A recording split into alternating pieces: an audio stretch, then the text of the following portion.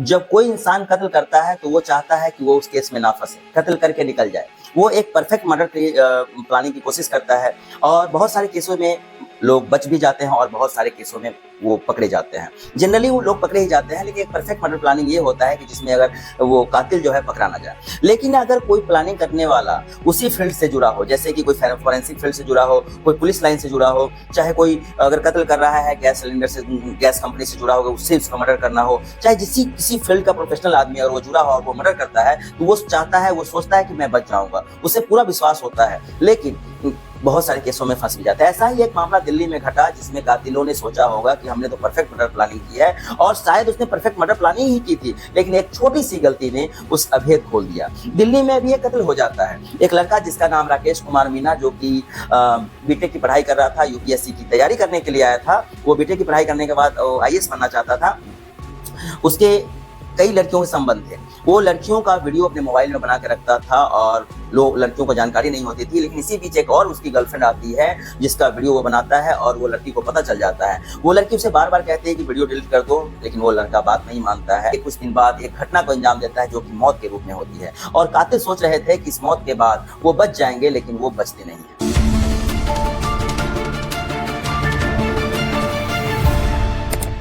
नमस्कार, प्रणाम, मैं प्रकाश, स्वागत करता हूं अपने चैनल में। आज की जो सच्ची घटना मैं आपको बताने जा रहा हूं, ये घटना है दिल्ली का।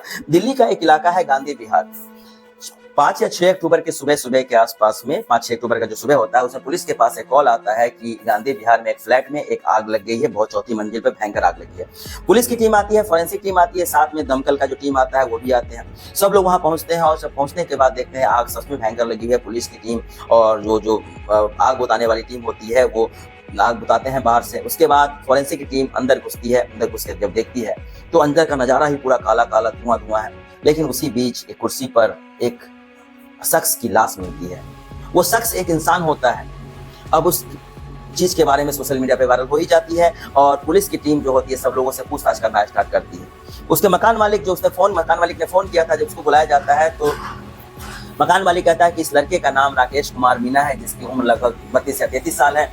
वो यहीं पे रह के पढ़ाई कर रहा था और अभी इसकी आग लगे।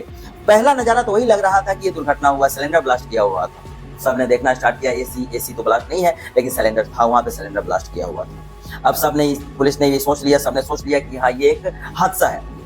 उसके बाद है कि राकेश कुमार मीना के जो उनका घर राजस्थान में था, उसको उसके पेरेंट्स को कॉल किया जाता है। पेरेंट्स उसके आते हैं।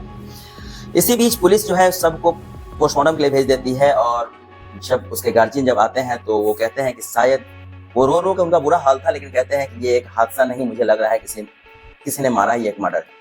अब पुलिस जब बार बार बोल रही थी कि नहीं ये हादसा है, लेकिन उसके गार्जियन जो है रेडी नहीं हो रहे थे, वो मानने को तैयार नहीं थे। तो कि उनका कहना था कि ये मर्डर है। तो जब पुलिस भी अपनी निगरानी बढ़ा देती है और फोरेंसिक टीम से पूछती है कि क्या ये सच में एक हादसा है या मर्डर है, तो फोरेंसिक टीम कहती है कि सर मुझे भी लग रहा है कि ये एक मर्डर ही है। तो कैसे? वो कैसे का मतलब एक छोटे सा जो सुराग होता है क्योंकि जो सिलेंडर से जो ब्लास्ट हुआ था वो सिलेंडर किचन रूम में नहीं था, वो फटा हुआ सिलेंडर जो था वो रूम में था, बेडरूम में था वो। तो कोई भी आदमी जो खाना बनाएगा तो किचन में रखेगा, तो सिलेंडर यहाँ पे कैसे आएगा?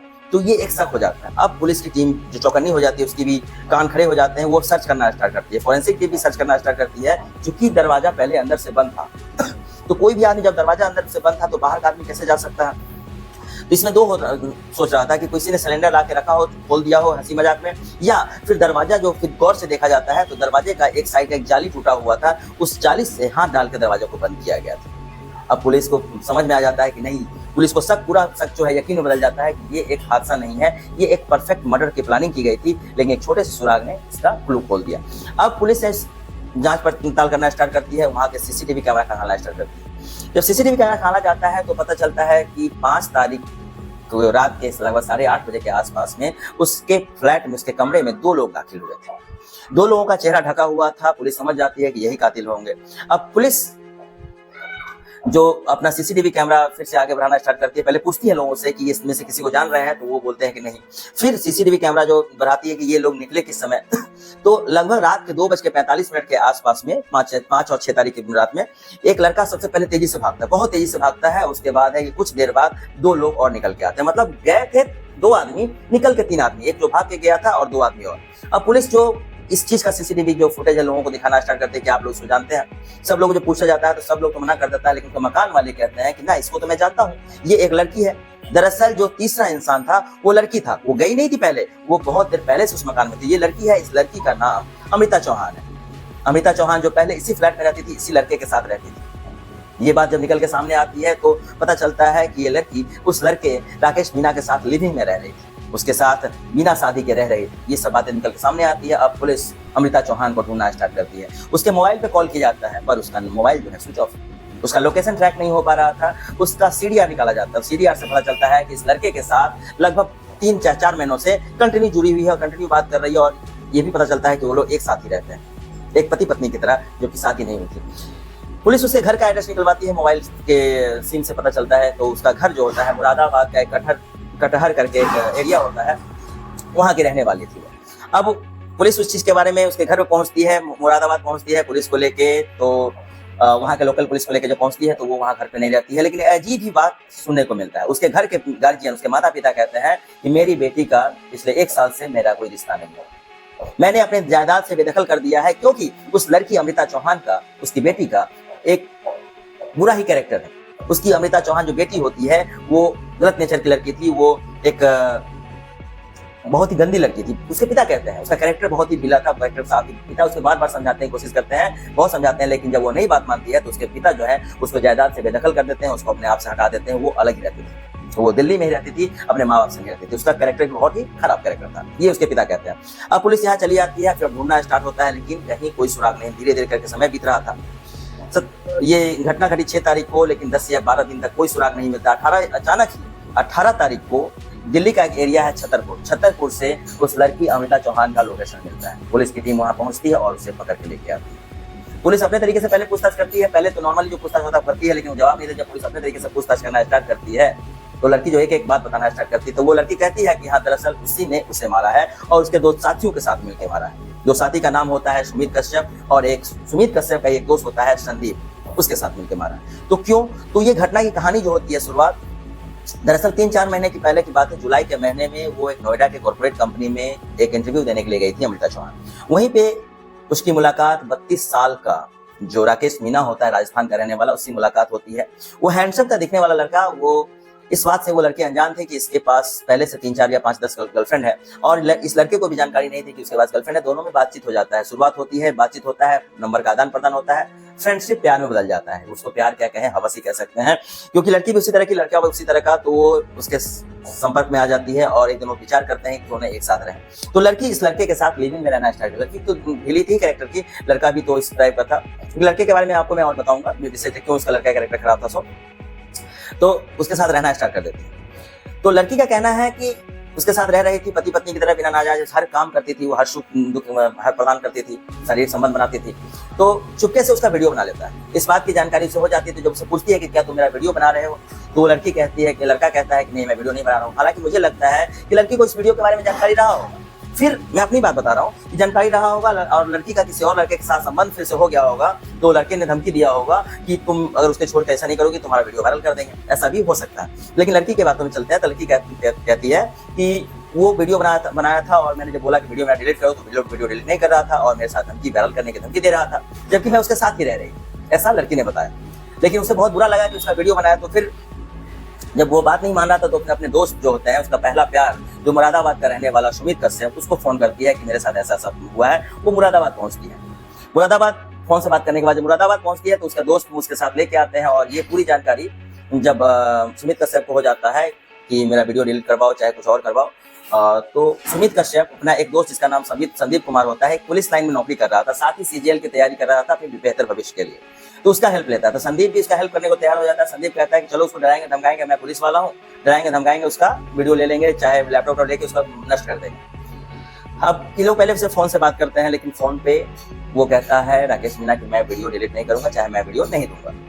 अब ये लोग प्रोग्राम बनाते हैं कि चलो वो उसके रूम पे पहुंच देंगे और वहीं से उसका लैपटॉप ले लेंगे, मोबाइल लेके उसको नष्ट कर देंगे, जहां जहां होगा उसको नष्ट करके हटा देंगे। तो ये लोग 5 तारीख के शाम को 8:30 पर संदीप और सुमित कश्यप को वहां पहुंचते हैं। और लड़की उससे पहले ही दिन में पहुंच चुकी थी, इसलिए उस समय उसका सीसीटीवी 8:30 बजे मैंने दिखाया, तो उसका वो पहले रूम पर पहुंच चुकी थी। वो उससे बात करती थी दिन में जाके, लेकिन वो तैयार नहीं हुआ फिर से वीडियो डिलीट करने के लिए, तब ये फोन करके बुलाती है। 8:30 बजे ये दोनों दोस्त पहुंचते हैं वहाँ पे। अब वहाँ पे ये समझाया जाता है कि वीडियो डिलीट करो, फिर वीडियो डिलीट नहीं कर रहा था राकेश कुमार मीना। फिर क्या होता है कि अब बातों ही बातों में दोनों में हाथापाई हो जाता है, इसको कुर्सी पे बांध दिया जाता है, राकेश कुमार मीना को कुर्सी पे बांध के।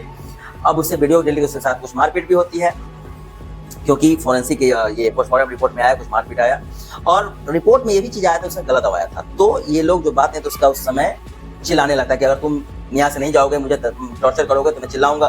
तो ये लोग उसके मुंह में कपड़ा ठूंस देते हैं, राकेश मीना के मुंह में। लेकिन फिर भी वो चिल्ला रहा था, उसकी आवाज बाहर तक जा रही थी। इसी बीच उसका जो फ्रेंड होता है सुमित कश्यप, जो मुरादाबाद का, वो उसका फ्रेंड नहीं, उसका पहला आशिक, वो पुराना प्यार है उसका। मैंने वो गलत बोल दिया पहले शुरू में, वो पुराना प्यार था, वो उससे प्यार करती थी, फिर से इसके टच में आ गई थी, तो वो उसका गला दबा देता है, उसे मार देता है। उसके बाद मारने के बाद इसकी हालत, संदीप की हालत खराब हो जाती है, क्योंकि संदीप ये सोच के नहीं आया था, क्योंकि पुलिस लाइन में काम करने वाला आदमी था वो बोलता है कि मैं तो इस चीज के लिए आया नहीं था, तुम इसे मार दियो, क्यों मारा है तुमने इसे। वो इसीलिए तुरंत वहां से भाग जाता है, क्योंकि मैंने ये सोचा नहीं था, तुमने गलत काम किया। वो वहां से भाग जाता है, जिसका वीडियो मैंने आपको बताया था शुरू में कि वो वीडियो भागते हुए दिखाया गया।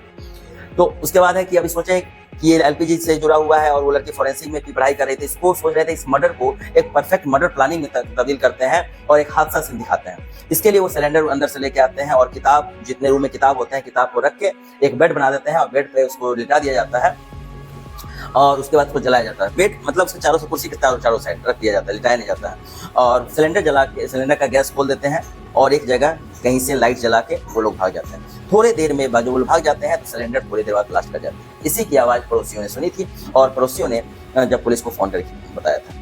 ये सब सारी बातें लड़की ने बताया और अब तीनों का तीनों नाम शामिल आ गया, कत्ल का मोटिव शामिल समझ में आ गया, कत्ल कैसे हुआ ये सब चीज शामिल पता चल गया। अब इसे पकड़ा जाता है, जब पुलिस है सुमित कश्यप को और संदीप को पकड़ने की तैयारी में जुटी है। तो पिछले 21 तारीख को, इसी 21 तारीख को सुमित को पकड़ा जाता है, फिर साथ में 25 से 26 तारीख को संदीप को भी पकड़ा जाता है। सब पुलिस के हत्थे चढ़ चुके हैं। 27 तारीख को पुलिस इस चीज का खुलासा करती है। पुलिस उसके पास से राकेश कुमार मीना का मोबाइल भी रिकवर करती है, लैपटॉप भी रिकवर करती है।